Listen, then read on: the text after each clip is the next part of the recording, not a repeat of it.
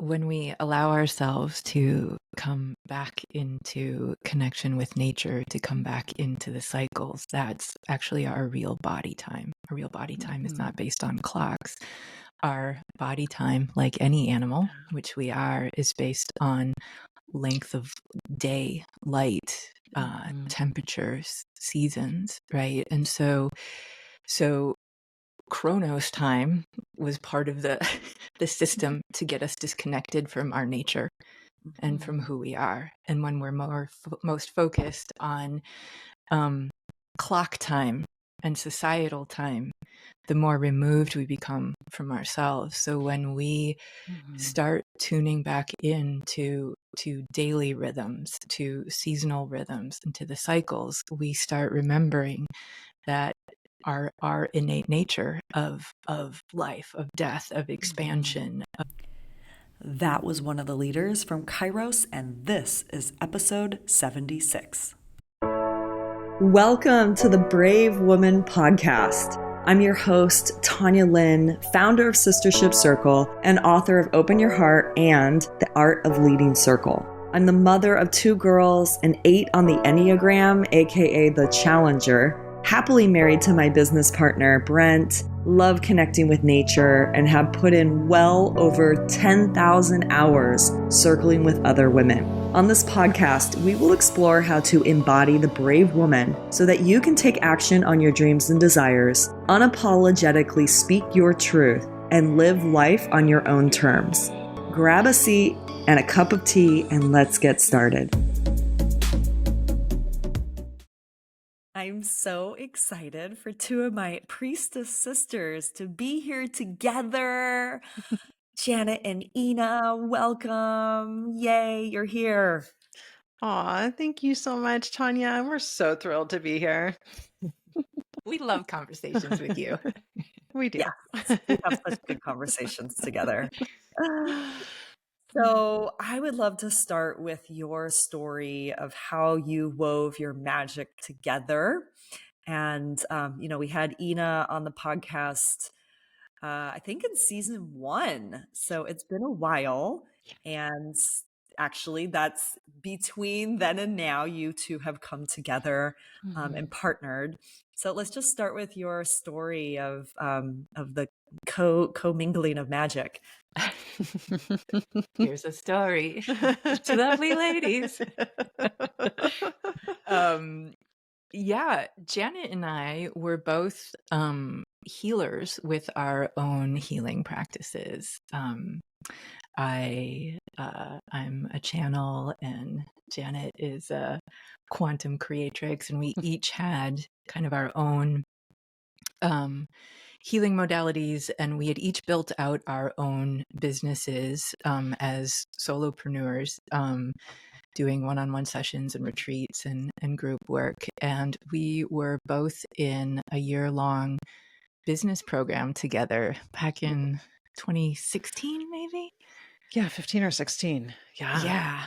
And we met in that program and became, just on our own, we became accountability partners and started getting on phone calls every week, supporting each other in our businesses. And I think that's a beautiful thing, because in the outside world, it could look like Janet and I were in a competitive field, right? That we're both healers. And that was never the way it was for Janet and I. We immediately had such love and deep, deep respect, reverence for each other and for each other's work. And we wanted each other to thrive.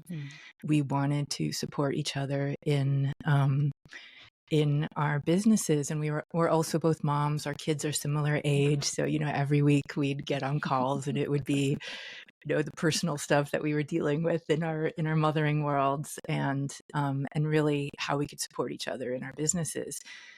And then Yeah. And then one day I was like, hey, Ina, you want to lead a retreat in Peru with me? And I was like, yes, please. Yeah, so we started putting that retreat together and we had so much fun. We ended up holding a workshop together prior to the retreat. It was so powerful. It was so fun and magical to work together. We weaved together so seamlessly. And it just felt like it made everything, I mean, it, amplified the power of our work. And it also, simultaneously, it just made it so much easier and fun for us. And then the whole world locked down the week of our retreat.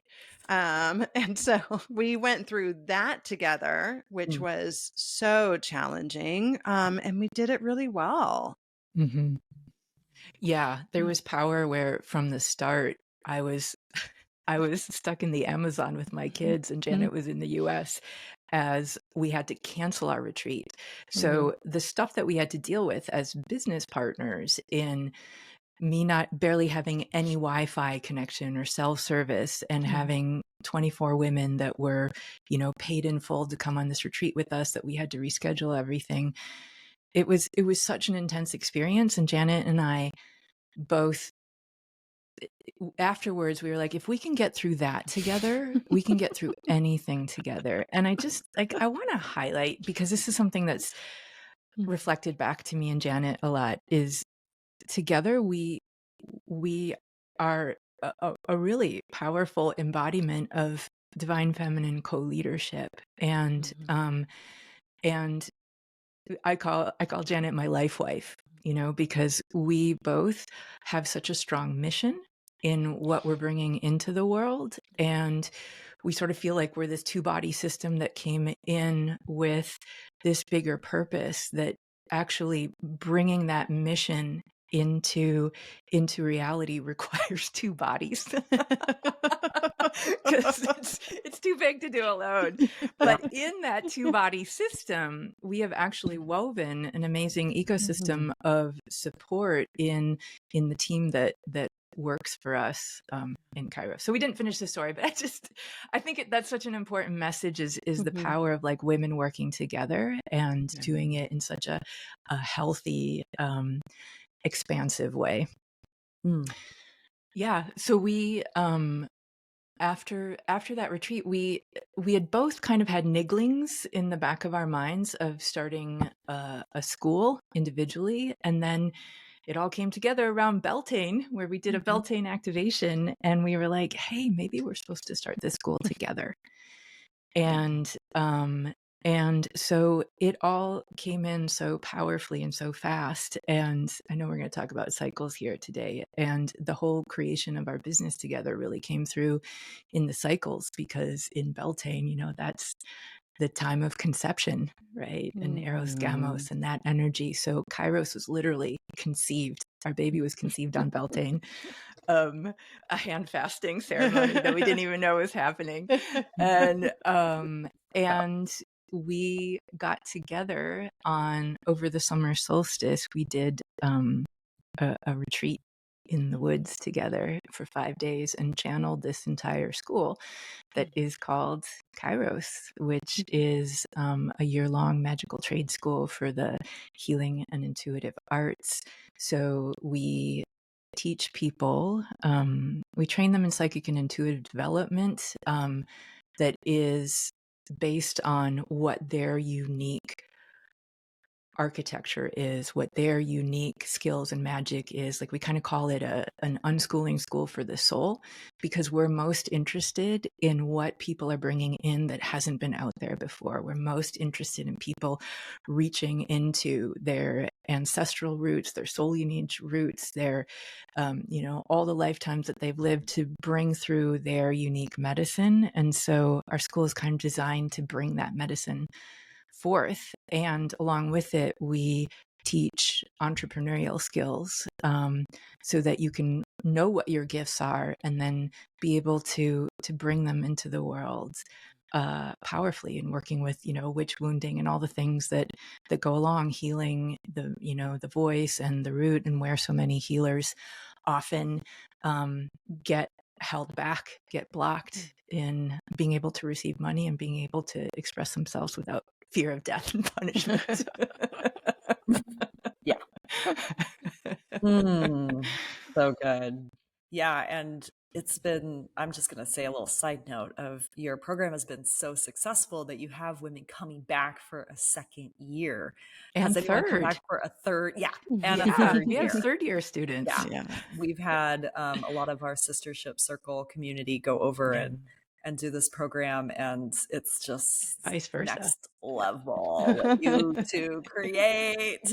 Thank you. Yeah. So before we go into like the cyclical living and the archetypes that you're working with, I would just love us to talk a little bit about your partnership, because a lot of women are looking at going into partnership together, have some sister wounds around that. You know, there's a lot of trust that has to happen. And what I heard is at the very beginning, you two went through an initiation to really see each other's true colors in the face of adversity. And that's really what allowed you to then fully step in. What would you say to women who are thinking about getting into a partnership with someone else, like for their circle business, their healing business? Maybe it's your words of wisdom, if you can like really pinpoint something for them. Oh gosh, it is so important that you work on yourself, that you self-reflect, that you stay out of the drama triangle, that you're willing to show up and communicate and be honest with one another. I think that's a huge piece of why Ina and I have been able to be successful, because both of us have been in other partnerships with women before in our businesses that had issues, right? And so we had, and we were accountability partners during that time. So we really were working through these things together, and we really understood one another. So, in a way, we talk about being life wives now, but we were courting each other for a while. And the courtship period was us being really honest and transparent with one another. So we knew each other's patterns. We knew our triggers. We knew where we where we could show up and really shine. We knew like where we would be more reticent, and we really were able to, we have a lot in common, but we also each have our own strengths. And so we're able to be very gracious with one another. We're able to we uphold one another, and we communicate. When there are things going on in Kairos, we are communicating. We are not pointing the finger at one another. We are like, what do we need to do here? How do we need to show up? What is our internal work that's happening here? And we're constantly reflecting, doing self-reflection and self-healing, and asking one another to mirror back to one another what is happening and what we're experiencing, what's coming through. And so it's an incredibly transparent relationship. And it's so beautiful, because I feel like, we've been through a lot running a school together. Anybody who runs a big business knows that all kinds of stuff comes up, like stuff you never even dreamed. So your leadership is really like called forward all the time, right? And so it's a constant evolution. And so we are always looking to, how are we evolving together? How can we have a mission? Kairos is a mission. And so Kairos is always out in front of us and guiding us. And we're like, what do we need to do? How do we need to show up in service of this community, this mission that we've created, that we're so committed to? And I think that is such a big piece of it, is that sort of like in a healthy co-parenting relationship, it's your children that are the most important thing. It is not the drama between the two of you. And if we were in business partnership and we were just looking at each other and trying to like nitpick, it's hard for me to even say those words because Janet and I are so out of that realm. But, because Kairos is our mission, and our students, our clients are what matter to us. So we really are standing shoulder to shoulder and side by side each other, looking out at the bigger picture of Kairos. So it's never about Janet and my relationships or in the terms of we don't create drama between each other, because that is a waste of time, and there's no drama that needs to be created there, because our focus is outward. So same thing like in co-parenting, right? When when you're standing side by side with your partner and you're prioritizing what you're creating together. It's like a devotion. It's a devotion to something bigger, Yeah. right? Yeah. And a big piece too, I was just thinking, is we don't withhold with one another.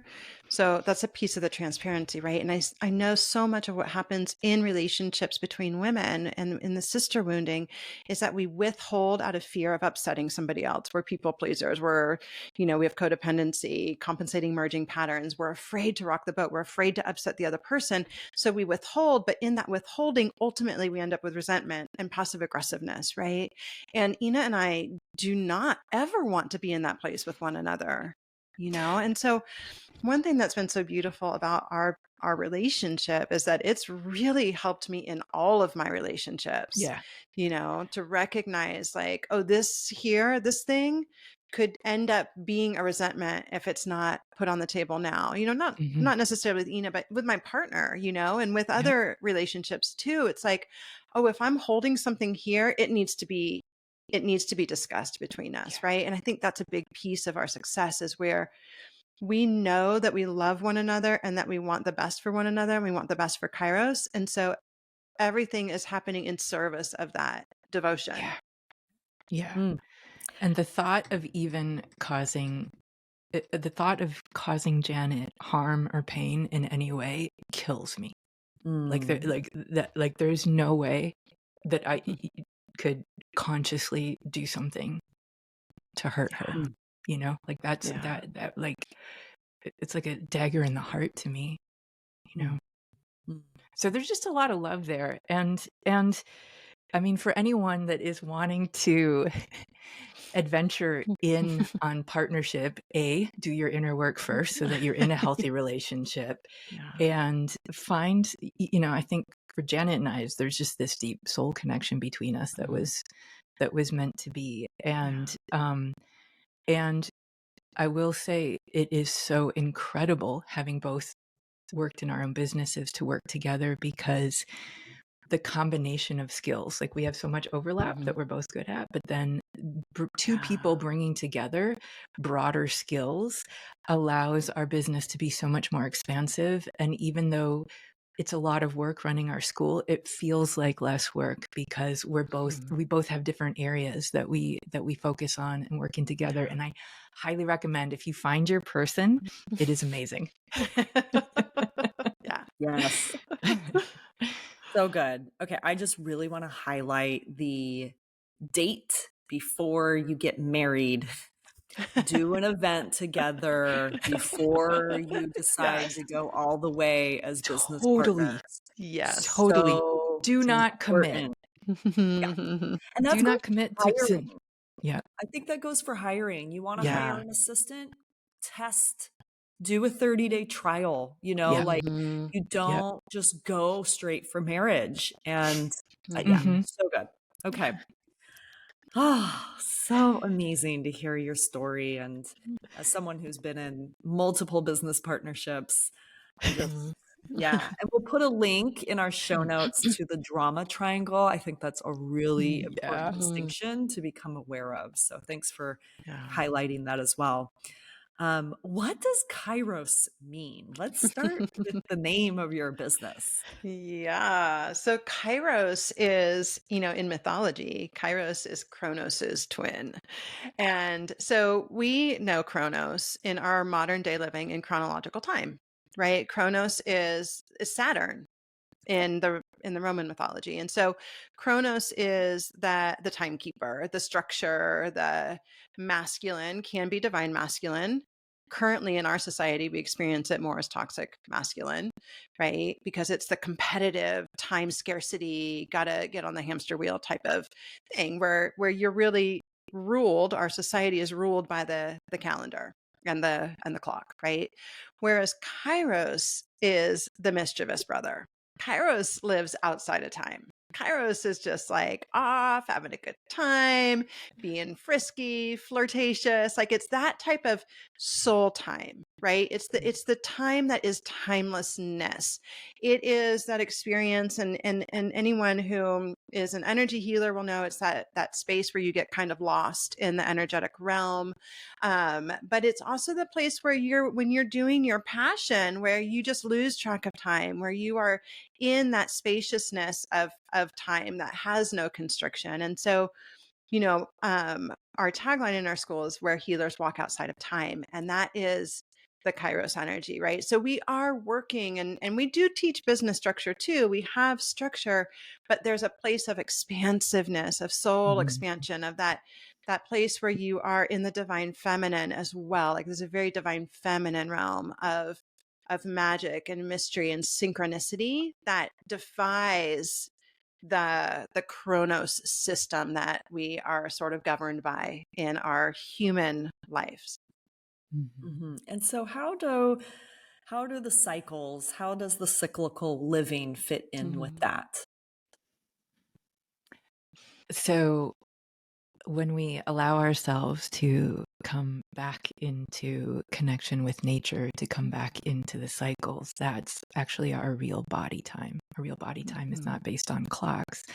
Our body time, like any animal, which we are, is based on length of day, light, temperatures, seasons, right? And so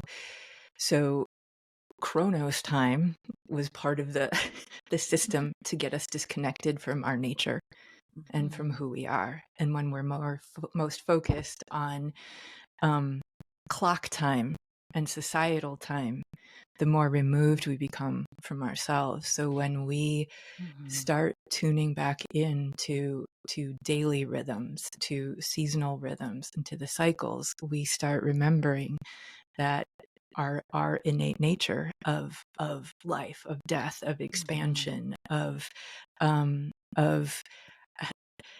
mean, we are biological.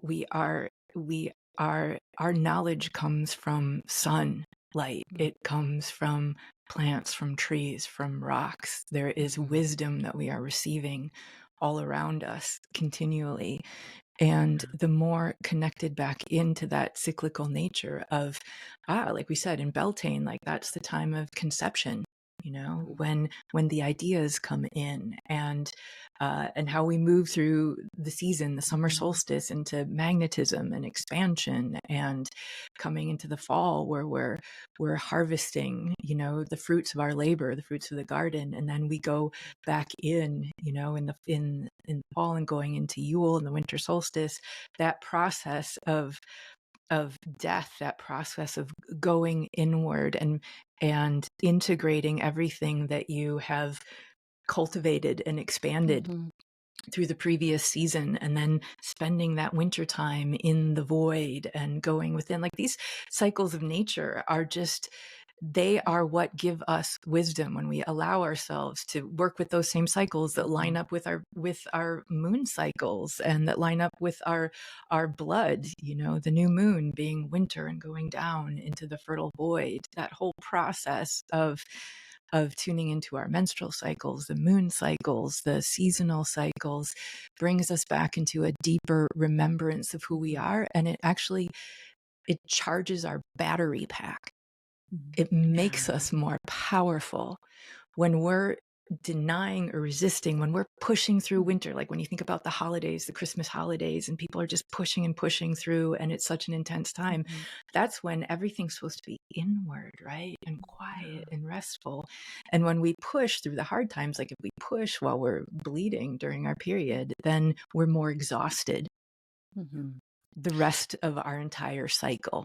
Yeah. And there is actually, there's biological there's a biological component here. We actually are imprinted by the sun, the stars that are overhead, right? The constellation that's overhead, the moon, like all of this. It when we are outside, when we're in nature, we receive these codes, and the light codes in Beltane are different than the light codes in summer solstice, different than the light codes at winter solstice.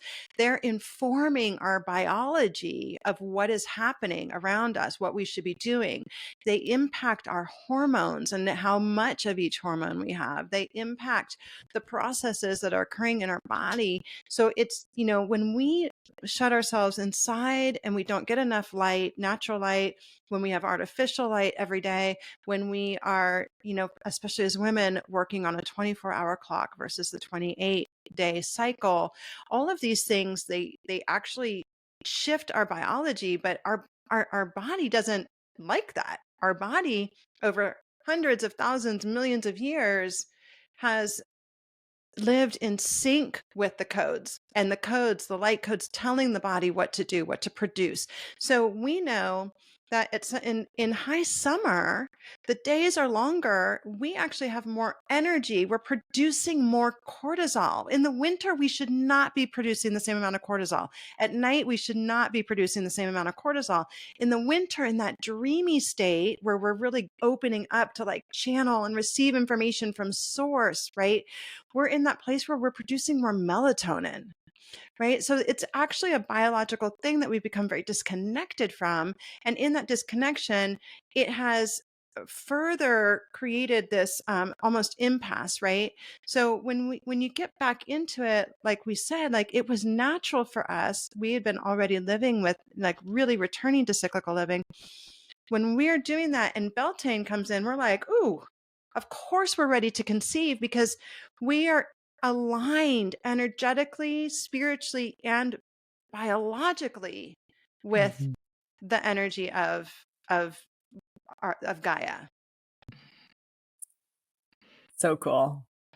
Yeah, it really So is. important. And it's, yeah, and this is the work that you're here to bring in. I mean, all of Mhm. us who are doing this divine feminine work Mhm. are shifting to Mhm. cyclical Yeah. living. And so, Mhm. and I love it. And you're living proof that it works with your Yeah. Beltane ceremony that you too. Yeah. I mean, we Always. design our business around cycles. Yeah.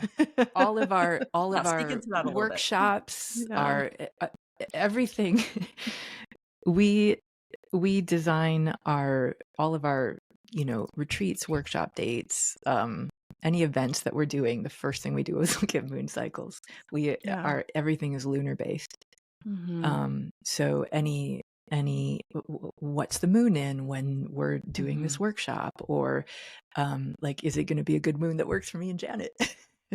Yeah. No, but is it going to be a moon that's, is it a fire moon? I mean, it's our entire business model is cycle based. We are Yeah. working on the seasonal cycles of the year, and the lunar cycle. So even, on a technical level, promoting anything during a void moon, like, we would not, if we're launching something, we're always going to look at the moons. We're going to look at launching during a fire moon, or leading up to the full moon. And there's no way that we would do something really important during when the moon is void, of course, because that's when it just goes into nothingness. So at a very logistical level, Yeah. it's kind of nuts how often Janet and I are consulting our lunar calendars. When we do in any Yeah. team meeting, it's like, well, what's the moon doing Yeah. that day? And the thing is, it freaking works. Our business is stellar. And when we started working with moon cycles and seasonal cycles, everything took off for us. So there's a reason why we don't, because we see the results when we do things that go against that, where we're like, Yeah. okay, we won't be doing that again. Yeah. So the reason we do it is Mhm. because we're on the results end of understanding that we're using the the forces of nature to our advantage, right? Like they're meant to be the wind beneath your wings. Like, how can the universe be supporting us right now? So we're looking at astrological weather. We're looking at seasonal weather to see what's going to be most supportive, what's going to be most nourishing and nurturing to us. If we're doing some kind of workshop on, that is a deep healing workshop, we're likely going to do it during, like a Pisces moon or a water moon. We're looking at how is the overall astrological weather impacting everyone. So we're working with it. We're not going against it. And then that causes everything to be even more powerful, even more potent, because we're bringing that awareness to everything we do. And we've done it for years, and it's mind blowing. Yeah, it really is. I mean, this is ancient knowledge. I mean, leaders for centuries have been working with astrologists to plan their empires, so yeah. I mean, why shouldn't we as well? Right. And even, I mean, all we have to do is like look to agriculture to see what we should be doing, right? So like we plant in the spring, like, okay, if we like literally plant in the spring, then that's when we're going to be working out our brand new ideas, right? And in the winter, historically, people didn't work, right? Like because you weren't growing things. So you harvested in the fall, you preserved what you needed to preserve, and you rested during those winter months. And so this is actually like we're just doing our business to the best of our capacity because we are in this world, right? But to the best of our capacity, we align our business with, we naturally have more energy in the summer. So we do a lot of program development and always run a summer program because that's when we're really like vibrant and full of energy and, in greater visibility. And then in winter, we're kind of like, we're setting up our business right now so that we can just take winter off. We're not quite there yet, but that's the goal. Downtime. So good. Yeah. Well, I want to make sure that we talk about these archetypes, the healer archetypes, because it's so juicy and it's been something that everyone has just been loving. So can you tell us a little bit about the healer archetypes that you have developed? Yeah. So we created a healer archetype quiz. And in that quiz, we really focus on 6 primary archetypes. There are so many healer archetypes, so we just focus on 6 primary ones: medicine woman, shamaness, oracle, dark goddess, witch, and creatrix, mine. And within those, there are like oracles very similar to priestess, right? There's a lot of overlap there.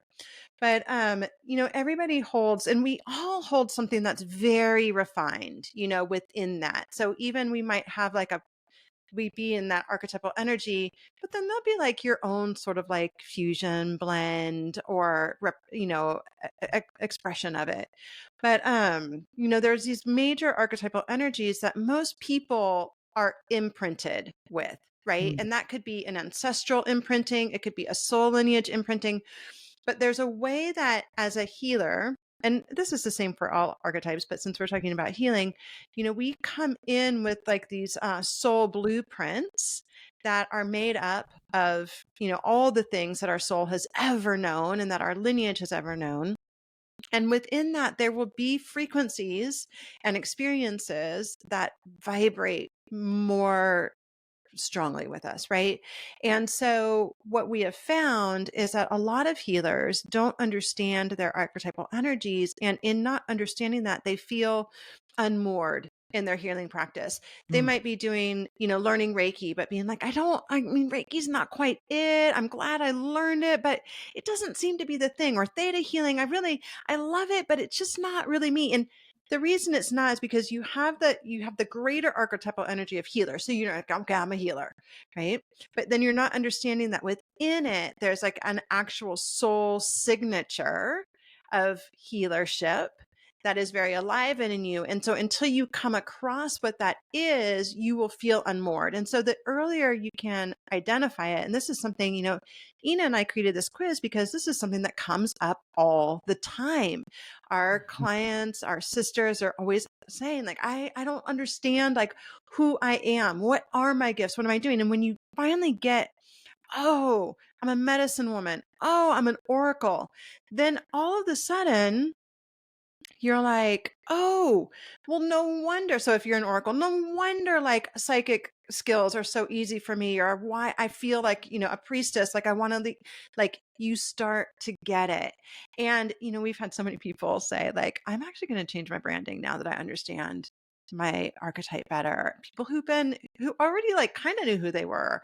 It's like, even if you already are kind of there, it can help you hone in on, oh, it helped this one woman say like, I've been avoiding my psychic gifts. I've been like thinking that like I shouldn't focus so much on that. And then she's like, well, no wonder I got Oracle. It's just been this really beautiful process, because when you get who you are and you feel seen in that way, then you can actually really like start to not just align, but amplify those gifts within you. Mm-hmm. Yeah. So much is denial of self, right? And denial of who we are. And that all also comes from being cut off from nature, from being cut off from our, our natural medicine within us. And so it all kind of syncs together, because the more connected to nature and cycles become, and the more you become, and the more connected you become to your own archetypal energy. I mean, it's the same thing with kind of astrology or human design. It's like we're on a like self-actualization is part of this journey of of understanding the self, right? The more we understand our unique nature, the easier it is to live in the world as our unique nature.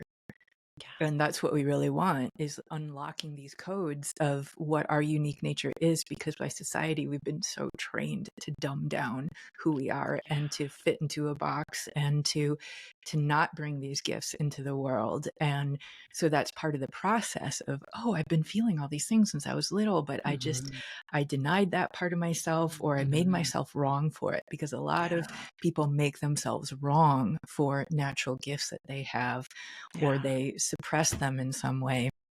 And really what we've found is the more you allow yourself to be your raw, wild, natural, whatever, or more put together priestessy, whatever self that is, the more you embrace this is who I am, the more powerful you become, and the easier it actually is to be in the world, because you stop giving a fuck what other people think, because you're like, this is who I am. And it's the magic. It like really is what ignites the magic. I love this. Okay, so go to healerarchetype.com and use coupon code BRAVE to take this quiz. You can take the quiz for free, and then at the end you're prompted for an activation, and you can use the coupon to get a free activation of your archetype. Oh, perfect. Great. So use coupon code BRAVE to get the activation of your archetype. Yeah. So good. What I'll say is that Janet and our medicine is we both bring through very potent activations of people's DNA, of their archetypes. Like that's just our jam, is activating and awakening these like latent codes within people. So at the end of that quiz, Janet and I, what you're getting is actually a recorded shamanic channeled activation that Janet and I did for each of the specific archetypes, and they are potent AF. And that's the big thing, like realizing your archetype, embodying it, but then being able to activate all these latent parts of you and bring it on is allows you to be an incredibly empowered magical being. So good. So head on over. We'll put that link into the show notes as well. Oh, thank you, sisters. So I just want to wrap up here with if there's anything else that you want to tell the brave women out there to wrap up here. Shino, we need you. The world needs you. Like, I love that your podcast is called Brave, Tanya, because I feel like too, like once you drop into cyclical living, once you drop into your unique magic, your archetypal energies, like once you understand who you are, you can really get to that space of knowing just how special you are, like how unique you are, how needed you are. Like every single one of us has something that is so precious and special to each of us. And it is that thing in you that the world will most benefit from. And it's probably the thing that you think is like the most boring or the lamest or the most problematic. And really, it's the thing that's like, that's your magic. Yeah. And we're all being called forward now. I mean, everyone who's drawn to your podcast, Tanya, I mean, you're just such a freaking badass. But like you're calling in the sisters that are awakening. Like we're the record keepers, the wisdom keepers. This stuff is in our bones. It's in our ancestry. It's in our soul lineage. And we really are being called forth right now. And yeah, we can't express enough how needed you are, how needed everyone is that is feeling this energy of something coming alive in them. And we're breaking through all this stuff right now. Like I'm so inspired by everyone that's waking up, that's coming online, that's bringing their gifts in. I feel like this is how we really weave new timelines and create 5D reality, is by dropping into the love and dropping into our own medicine and coming together collectively, supporting each other in these ways. So we just get to cheerlead each other on. We do. So good. I love cheerleading. You're a good Hated it in cheerleader. high school, love it now. I know, we shake our rattle. Shamanic cheerleaders. I love it. Totally. Thank you, sisters, for being here with me today and sharing your magic. It's so potent, so many wisdom nuggets in here today. So we'll catch you later, sisters, on the next Brave Woman podcast. You just listened to this show. I'd love for you to leave the Brave Woman podcast an honest review. Reviews help podcasts like this one grow, making it more possible for me to devote my time, energy, and money to its production. If you take a screenshot of your review and email it to support@sistershipcircle.com, we'll send you one of our archetype activations as a thank you gift. Thank you so much for your support. I really appreciate it. Up next, we're talking with yoga and feminine embodiment teacher Haley Ebersole about how goddess archetypes, earth-based ritual, and setting healthy boundaries can empower you to up-level your feminine leadership.